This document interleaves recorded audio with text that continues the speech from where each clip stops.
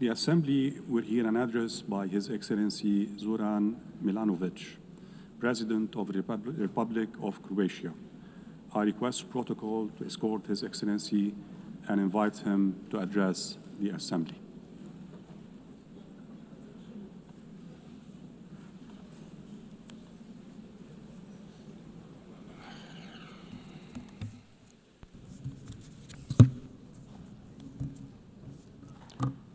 Mr. Vice President, Excellencies, ladies and gentlemen, for Croatia, the United Nations has always been a core, essential global institution. During our own struggle for independence, sovereignty, recognition, and territorial integrity, the UN played a decisive role. Our path to admission and early years of membership were about braving the stormy seas rather than smooth sailing. And it was this organization and what it represents, the principles of the Charter of the UN, that served as our safe harbor.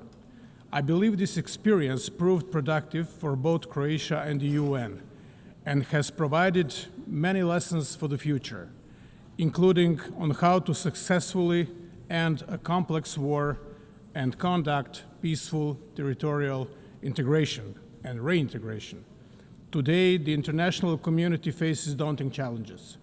Armed conflicts are more numerous than at any time since the Second World War. They are multiplying and intensifying, overwhelming humanitarian systems and eroding trust in our capacity to prevent or resolve crises. In Ukraine, we hope the senseless loss of human lives will end as soon as possible.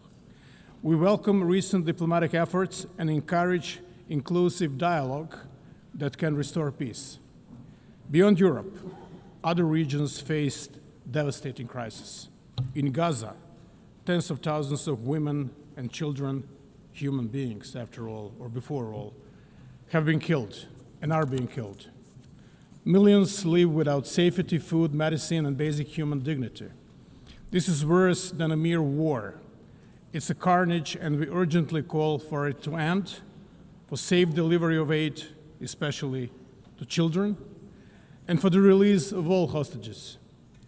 Lasting peace can only come through the universal recognition of the legitimate political aspirations of the Palestinian people, long denied. Time to close the chapter. The suffering is in less visible crisis is no less real. In Sudan, one of the gravest humanitarian catastrophes of the 21st century is unfolding before our eyes. UN peacekeeping must adapt to today's conflicts. Missions must be flexible, realistic, and sequenced towards achievable goals, reasonable goals. This requires the Security Council to focus on political solutions and remain committed to sustaining peace long after missions withdraw. Peace is more than silencing the guns. It requires preventing new wars and breaking the cycles of violence from the past. Lasting peace rests on democracy, legitimate governance, and full respect for the right of each people to freely choose their leaders and representatives. Excellencies, in our region of Southeast Europe, Croatia continues to champion and promote legitimate political processes as the foundation of progress. The EU membership is not a cure-all, but it remains a strong driver of prosperity, as can be witnessed in my country, Croatia. We promote good neighborly relations and urge all countries to refrain from actions that undermine stability in the region. In Bosnia and Herzegovina, we call for full respect of the constitutional order, sovereignty and equality of three constituent peoples. All parties and the international community must uphold the Dayton-Paris Peace Accord. Respecting the right of constituent peoples to choose their legitimate political representatives at all levels of government is fundamental prerequisite of lasting stability and progress in European Bosnia and Herzegovina. Lasting peace cannot be imposed. It must be built. And if it's to be sustainable, it must include respect for human rights and development that is inclusive and fair, basic building blocks of any just and prosperous society. The humanitarian system must be reformed to respond with speed, innovation, and stronger partnerships with local actors. Croatia supports the UN's humanitarian reset in order to make responses more agile, effective, and grounded in resilience. Above all, strict respect for international humanitarian law must remain the moral core of multilateralism.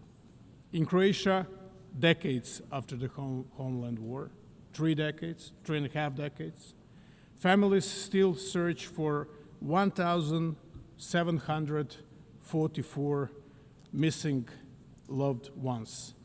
Not bodies, not just numbers, but human souls, fathers, sons, grandchildren still missing, unaccounted for. As co-chair of the Global Alliance for the Missing, Croatia draws on its painful experience to raise global visibility of this issue, share good practices, and strengthen cooperation. Survivor-centered justice is enshrined in our laws in Croatia, and we encourage the others to follow this path. We also share the Croatian model for searching for the missing. It rests on an effective interdepartmental cooperation and a comprehensive, transparent approach without discrimination, consistent with the highest international standards, of whom some are set by us. With this in mind, Croatia is proud to host later today a high-level side event on missing persons in armed conflict, dedicated to advancing the search for answers. Another legacy of the homeland war is the issue of landmines. Croatia has been active in promoting the Human Rights Council's first resolution on landmines, adopted by consensus on April 4th, International Mine Action Day. The resolution reaffirms the treaty banning anti-personnel mines and sends a clear message. The needless cruelty of these weapons violates basic human rights, violates the sense of humanity, the notion of humanity. The togetherness which is promoted throughout this debate especially means inclusion of the most vulnerable. Therefore, Croatia is proud to have led the initiative resulting in consensus adoption of an impressive 99 member states co-sponsoring the General Assembly resolution declaring the June 27th as the International Day of Deaf Blindness. Peace and security are inseparable from development and human rights. The founders of the United Nations acknowledged this when they placed these 3 pillars at the heart of the organization. As we marked the 10th anniversary of the General Assembly's resolution on the 2030 agenda, Croatia reaffirms its commitment to the SDGs and to ensuring that no one is left behind. We are grateful to member states for their support in electing Croatia to the UN Economic and Social Council for the 2026-2028 term. Our priorities will include accelerating the 2030 agenda, preparing momentum for the 2027 SDG Summit and the agenda beyond 2030, and strengthening links between humanitarian, development, and peace efforts. At home, in Croatia, sustainable development is fully embedded in our national planning. Croatia's National Development Strategy 2030 is closely aligned with the SDGs, placing us among leading global performers. We reaffirm our commitment to progress made at SOP meetings, including the landmark SOP 28 agreement to begin phasing out fossil fuels. COP 29 in Baku, Azerbaijan, must deliver a new quantified climate finance goal, and COP 30 in Belém must raise ambition, advance fossil fuel transition, and scale up climate finance. Croatia supports a credible climate finance roadmap. The triple planetary crisis also threatens global public health. Croatia endorses the One Health approach, recognizing the interdependence of human, animal, and the environmental health. We welcome adoption of the pandemic agreement at the 78th World Health Assembly earlier this year. As a Mediterranean nation, Croatia knows that healthy seas are both a national imperative and a global responsibility. We remain committed to multilateral ocean protection under the United Nations Convention on the Law of the Seas. We welcome the outcome of the third UN Ocean Conference in Nice, France, have ratified the BBNG agreement, and urge others to do so without unnecessary delay. Croatia's contribution to development cooperation and humanitarian aid continue to grow. Since 2011, we have steadily increased our support, reaching record levels in 2023. We share lessons from our own recovery, from democratic transition to mine action and veteran reintegration. In Ukraine, our expertise in humanitarian demining is particularly valued, making us one of the leading contributors relative to GDP. Our support extends far beyond our neighborhood, reaching whole Southeast Europe, the eastern and southern neighborhoods, and Africa. Excellencies, fundamental changes we are witnessing in our world are not mere historical echo, but an all-encompassing global transformation. We are at the defining moment of an era to come. Emerging technologies are reshaping every aspect of society: how we live, how we trade, and how we defend ourselves. Drones are a clear example. They did not only increase the lethality of war, they changed its economics. They showed us that assumptions we held only a decade ago about defense and deterrence are already outdated, total bygones.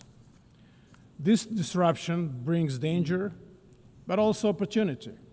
New tools can be misused by hostile actors, spreading instability and lowering the threshold for conflict.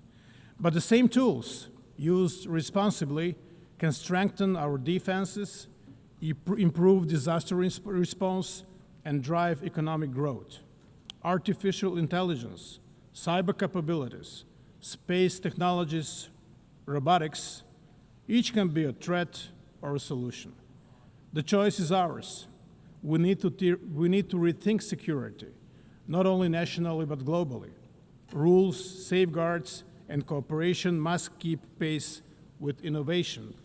If they do not, we risk instability and peril. But if they do, these technologies can become engines of resilience and stability. The task is urgent. The world must act with clarity, not hesitation. Emerging technologies are not tomorrow's challenge. They are today's reality. And how we choose to guide them will define not just the future of defense, but the future of peace. Reforming the United Nations is an existential necessity. At 80, the UN must adapt to stay relevant and effective. We welcome the Secretary General's UN 80 initiative as an opportunity not only to celebrate achievements, but also to reform and revitalize the organization. Security Council remains essential. Its reform is at the fundamental. The Council must become more inclusive, effective, transparent, and accountable. Croatia supports comprehensive reform, including enlargement in both categories of membership and stronger representation of unrepresented regions, in particular Africa. The financial stability of the UN is also vital. All member states must pay their due, their contributions, in full, on time, and without conditions. Without predictable financing, mandates fail and trust weakens. The upcoming peace-building architecture review offers another chance to turn commitments into action. Croatia will contribute actively, emphasizing prevention, coherence, and strong links between peace, development, and human rights. We welcome the decision to provide assessed contributions for the Peace Building Fund from 2025, but needs still outpace resources. Mr. Vice President, Your Excellencies, ladies and gentlemen, the UN does not exist for itself, but to serve humanity, to save and improve lives, protect dignity and freedoms, and advance peace, security, and sustainable development. On its 80th anniversary, we have a duty to leave to future generations a UN system that is stronger, not weaker. Croatia will continue to defend the principles of the Charter and international law, not rules-based order, to support multilateral solutions, and to build partnerships rooted in respect and responsibility. The world is not short of strategies and grand ideas, reports, or debates. What it lacks is political courage and determination. Let us find that courage together and prove that multilateralism can meet this moment and rise to the challenges of our times. Thank you so much.